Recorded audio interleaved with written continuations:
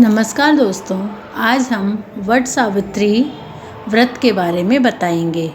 वट सावित्री व्रत क्या है, क्यों किया जाता है और इसको करने से क्या फल मिलता है और कैसे किया जाता है, ये सारी बातें हम आपको इस वीडियो के ज़रिए बताएंगे। ज्येष्ठ अमावस्या के दिन वट सावित्री व्रत किया जाता है। माना जाता है कि इस दिन वट वृक्ष की परिक्रमा करने पर ब्रह्मा, विष्णु और महेश सुहागिनी को सदा सौभाग्यवती रहने का वरदान देते हैं। अपने सुहाग की लंबी उम्र की कामना के लिए वट सावित्री अमावस्या पर सुहागिनें वट सावित्री की पूजा करती है। इस दिन सुहागिन महिलाएं वट के पेड़ की पूजा अर्चना कर अखंड सौभाग्य का वरदान मांगती है। वट वृक्ष की पूजा के लिए महिलाएं घरों से ही पकवान बनाकर ले जाती है। यह पूजा क्यों की जाती है, इसके पीछे एक प्राचीन कथा है। वट अमावस्या के पूजन की प्रचलित कहानी के अनुसार सावित्री अश्रुपति की कन्या थी। उसने सत्यवान को पति के रूप में स्वीकार किया। सत्यवान लकड़ियां काटने के लिए जंगल में जाया करता था।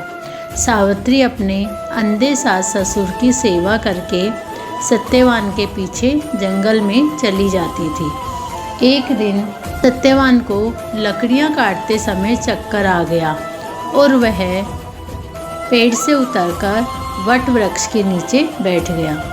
उसी समय भैंसे पर सवार होकर यमराज सत्यवान के प्राण लेने आए। सावित्री ने यमराज को पहचान लिया और सावित्री ने कहा कि आप मेरे सत्यवान के प्राण न ले जाएं। यमराज ने कहा, इनकी आयु इतनी थी, अब इनको मेरे साथ चलना होगा। सावित्री ने कहा, यदि आप मेरे पति के प्राण नहीं छोड़ेंगे तो मैं भी आपके साथ चलूँगी। यमराज ने उन्हें बहुत प्रकार से समझाया। उन्होंने कहा कि मैं तुम्हारे अंधे सास ससुर को आंखें दे दूंगा और भी तुम्हें धन संपदा अनेक प्रकार की चीज़ें मिल जाएगी, लेकिन तुम मुझे सत्यवान के प्राण ले जाने दो। लेकिन सावित्री ने सभी चीज़ों के लिए मना कर दिया और बोला, मुझे अपने पति के प्राण ही चाहिए।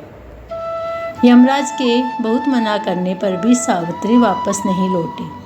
सावित्री के पतिव्रत धर्म से प्रसन्न होकर यमराज ने वर के रूप में उसके अंधे सास ससुर की आंखें दी और सावित्री को 100 पुत्र होने का आशीर्वाद दिया तथा सत्यवान के प्राणों को छोड़ दिया। सत्यवान के प्राण यमराज ने वट वृक्ष के नीचे छोड़े। तभी से ही वट वृक्ष की पूजा की जाती है। ये पूजा कैसे की जाती है? इस व्रत को रखते समय सुबह जल्दी उठकर स्नान आदि से निवृत्त होने के बाद लाल रंग की साड़ी या सूट पहने और 16 श्रृंगार करें।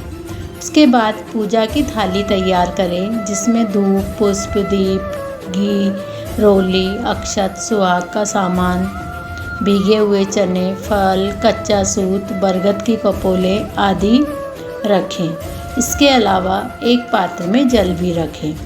इसके बाद बरगद के पेड़ के नीचे बैठकर पूजा करें।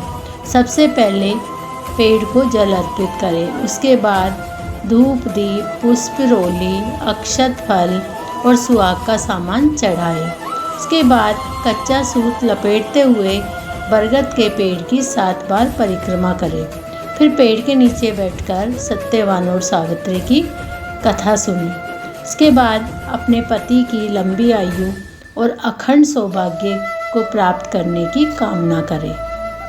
फिर भीगे हुए 12 चने और बरगद की कपोलों को पानी पीकर निगल लें। ध्यान रहे, पूजा करने तक इस व्रत में पानी नहीं पिया जाता है। आखिर में अपनी सास या किसी अन्य सुहागन महिला को सुहाग की पिटारी देकर उनसे आशीर्वाद प्राप्त करें। इस प्रकार वट सावित्री व्रत करने से अखंड सौभाग्य की प्राप्ति होती है। धन्यवाद।